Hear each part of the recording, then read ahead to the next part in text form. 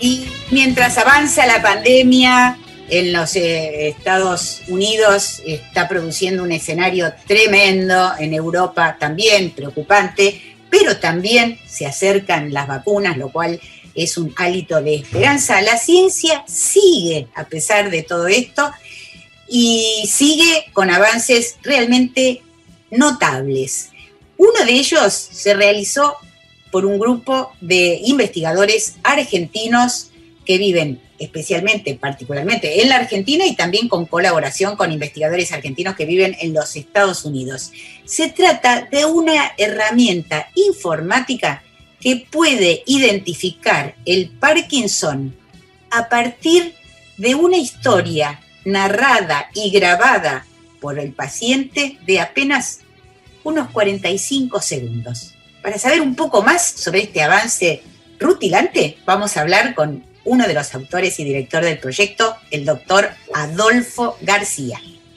Se especializa en neurociencias del lenguaje, es codirector del Centro de Neurociencias Cognitivas de la Universidad de San Andrés, Atlantic Fellow del Global Brain Health Institute en la Universidad de California, Estados Unidos. Además, es investigador del CONICET y creador y director de la Maestría en Lenguaje y Cognición en la Universidad Nacional de Cuyo. Hola Adolfo, ¿cómo estás? Hola querida Nora, qué gusto estar hablando con vos. Muchas gracias por la invitación.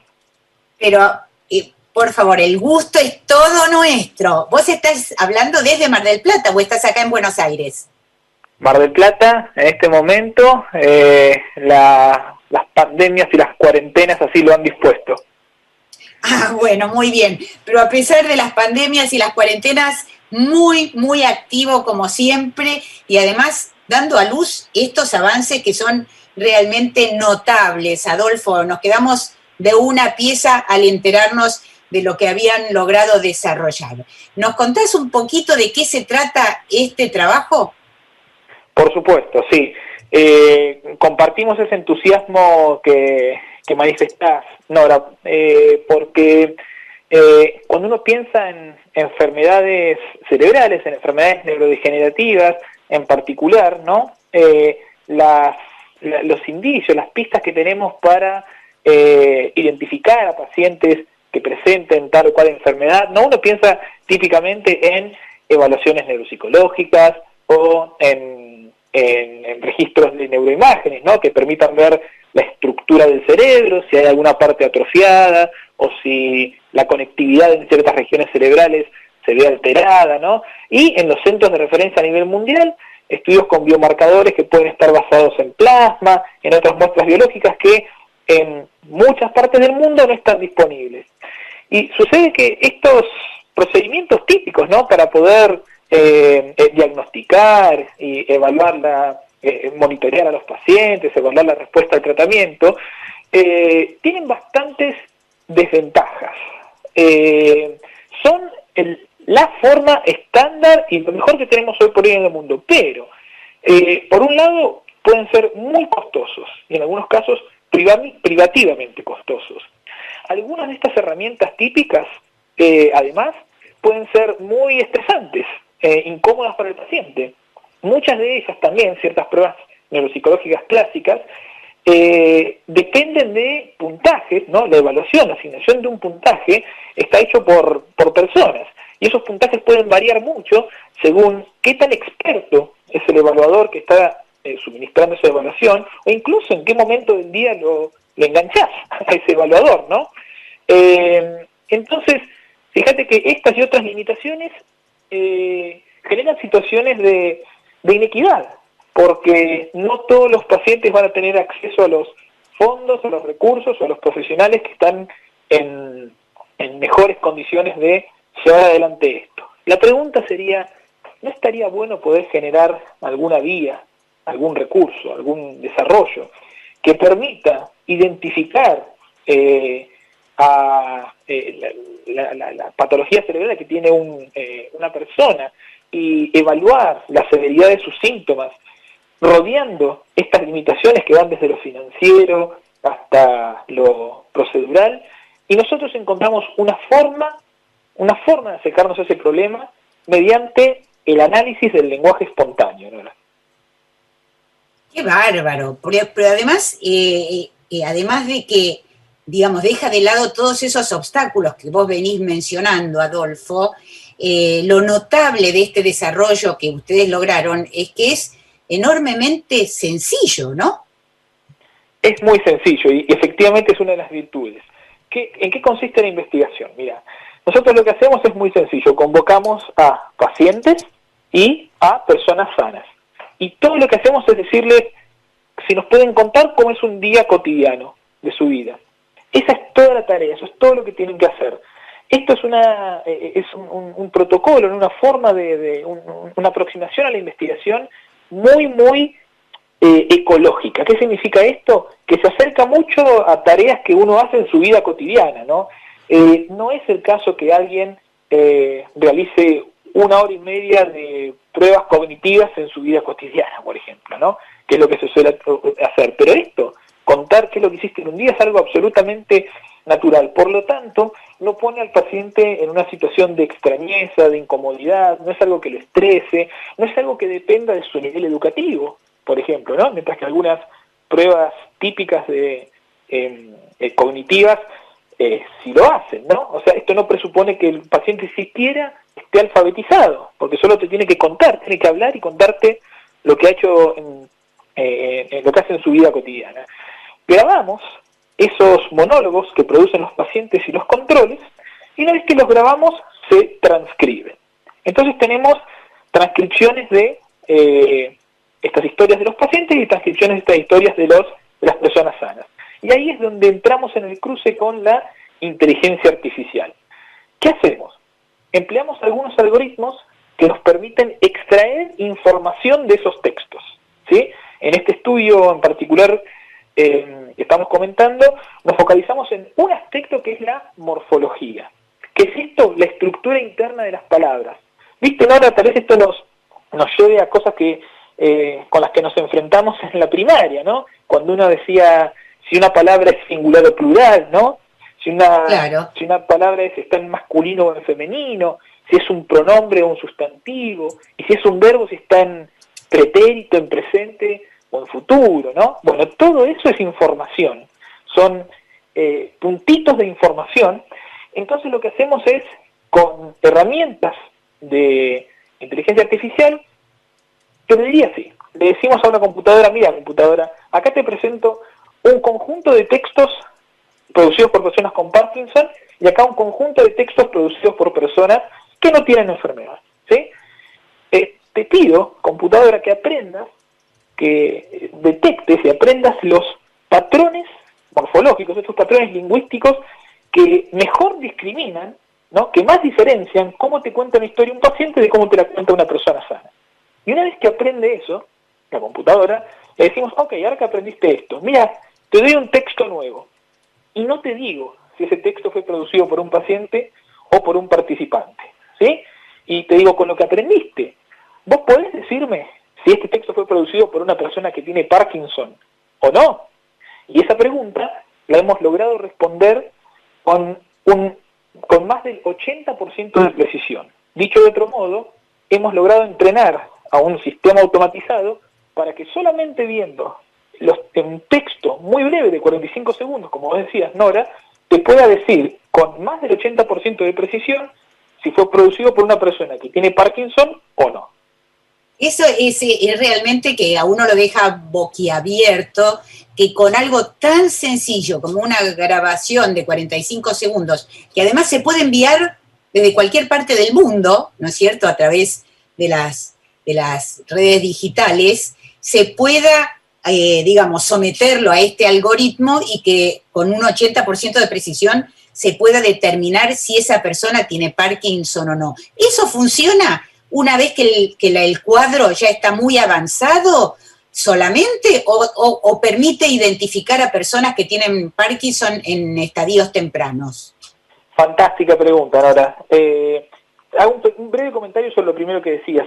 Efectivamente, estas grabaciones uno podría enviarlas remotamente, ¿no? Y a eso apuntamos. En última instancia nos encantaría poder generar un desarrollo que permita el registro remoto a distancia de estos textos para después analizarse centralizadamente en otro lugar. Y eso es importantísimo porque también la accesibilidad geográfica, los costos de transporte, también pueden ser fuentes de inequidad en el acceso a las herramientas estándar. Y bueno, cuánto hemos aprendido al respecto ahora durante la pandemia, ¿no?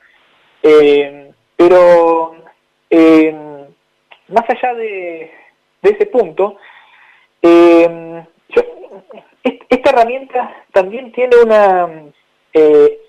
una ventaja que quiero mencionar, que es que algo que logramos hacer es estos resultados que yo te mencioné, Nora, los replicamos en 3 países distintos, con pacientes y con personas sanas que hablaban 3 lenguas muy, muy, muy diferentes. Eso es impresionante que se pueda utilizar en 3 lenguas distintas.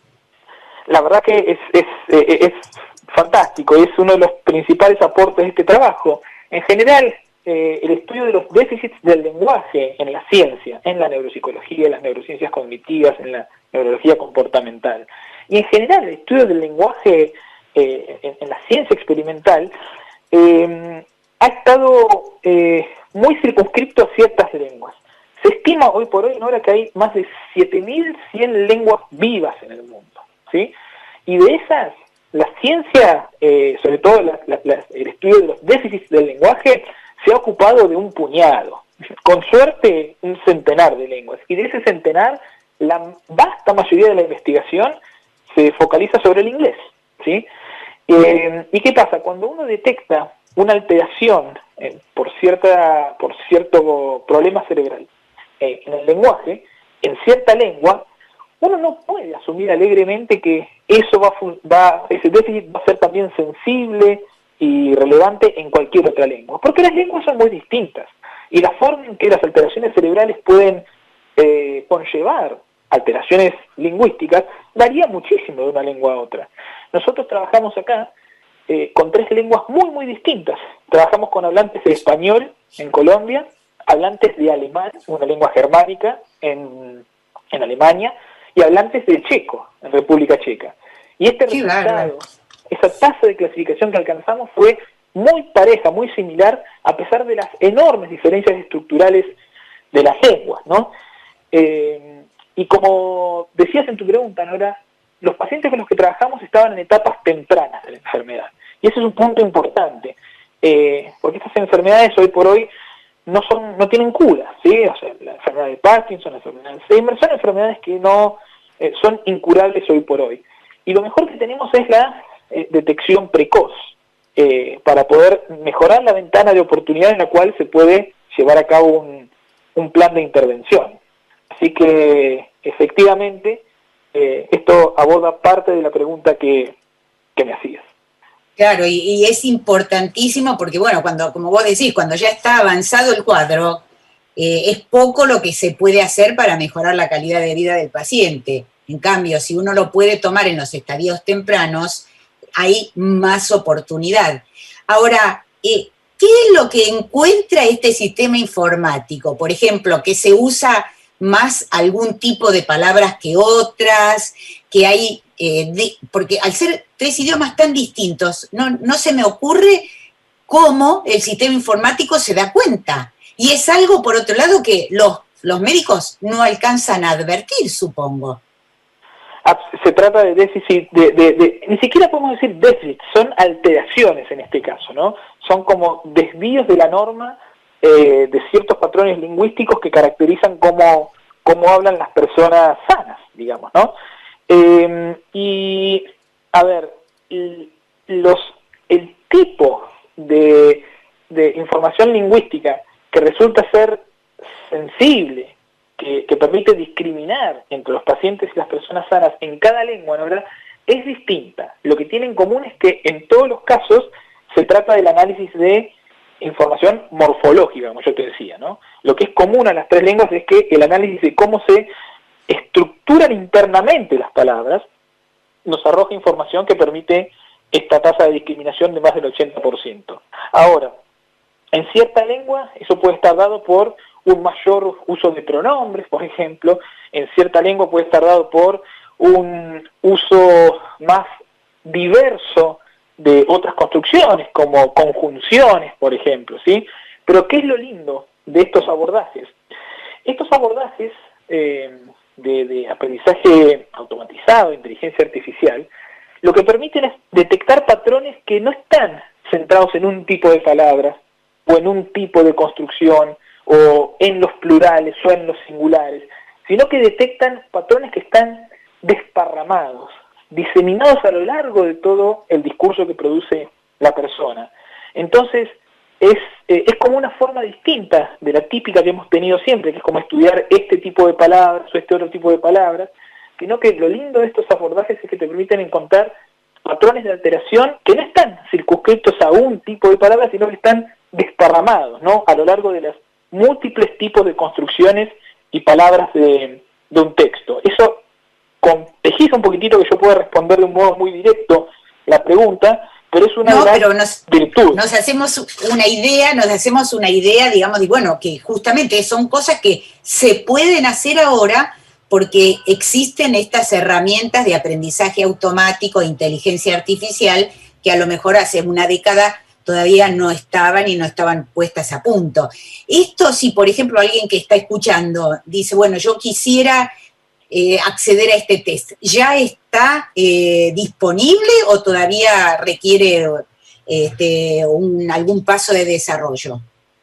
Todavía requiere de pasos de desarrollo. Lo que tenemos al día de la fecha son investigaciones científicas publicadas en revistas de alto impacto internacional, nosotros y otros grupos en el mundo que están también trabajando de modo convergente en esta línea, y tenemos un campo emergente, incipiente, pero cada vez más fuerte. Ahora, de ahí, ¿no?, de la acumulación de resultados científicos, la replicación de los hallazgos que te estoy contando y otros que ya se han documentado en la literatura, la implementación, ¿no?, el desarrollo de un software específico que tenga llegada y validez y aceptación clínica, ¿no?, por parte de los neurólogos, los neuropsicólogos, aquellos que se encargan específicamente de la evaluación, el diagnóstico, la terapéutica de los pacientes, todavía falta, Nora.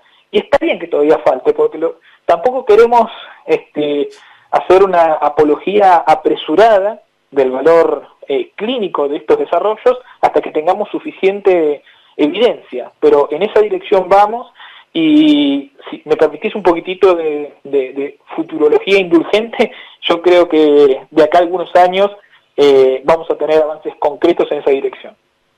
Bueno, realmente muy esperanzador, especialmente por lo que vos mencionabas, ¿no? Algo de tan fácil aplicación, que no depende de la pericia del evaluador, que se puede utilizar en estadios tempranos, realmente insólito, ¿no? Que en 45 segundos una persona en algún momento, no dudamos que se va a concretar, va a poder someterse a un test de 45 segundos y le van a poder contestar con un 80% de precisión si esa persona se encuentra cursando los estadios tempranos del Parkinson.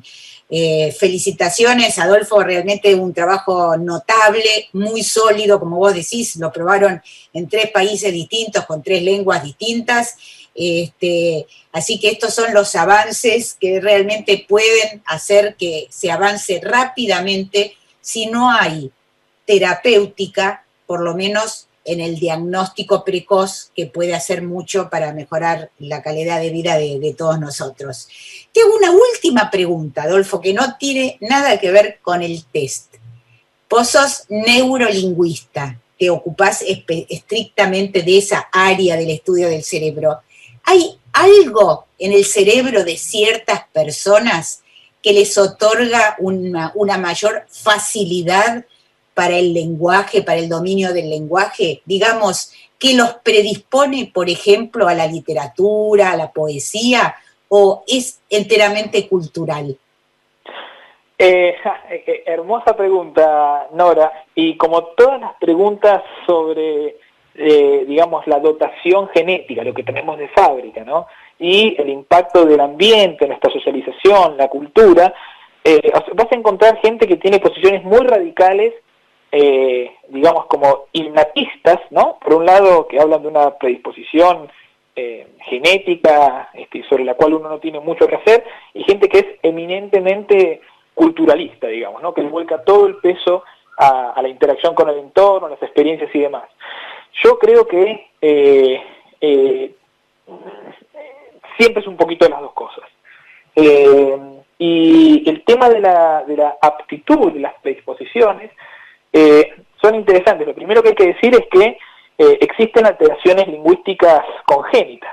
Quiero decir que por alteraciones genéticas hay genes documentados, por ejemplo, cuyas mutaciones confieren una altísima vulnerabilidad a desarrollar trastornos del lenguaje. Por ejemplo, el gen FOXP2, por ejemplo, se ha documentado que si ante sus mutaciones es altísimamente probable que las personas desarrollen lo que se llama trastorno específico del lenguaje, con manifestaciones principales en alteraciones en el procesamiento morfosintáctico, en la producción del habla, el movimiento de los articuladores para generar sonidos, ¿no?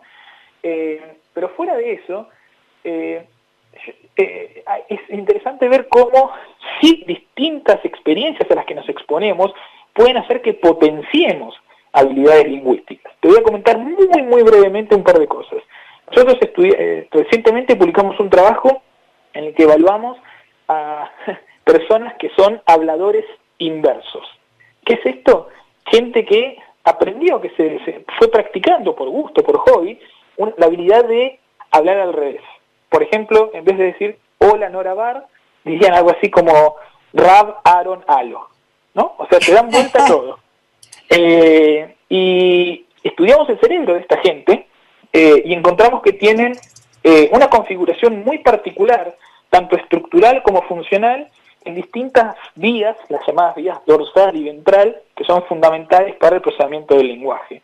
También hemos estudiado, por ejemplo, a intérpretes simultáneos. ¿Viste los intérpretes de conferencia, no? Sí, cuando uno va, claro, sí.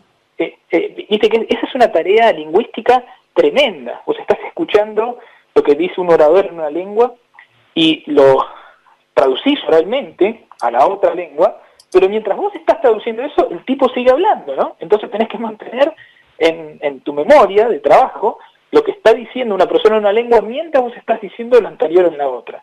Estos intérpretes de conferencia, hay una muy linda línea de investigación, de la cual nosotros también formamos parte, presentan también configuraciones particulares, por ejemplo, mayores niveles de activación cerebral o distintas configuraciones estructurales en distintas regiones del cerebro que son fundamentales para el procesamiento lingüístico.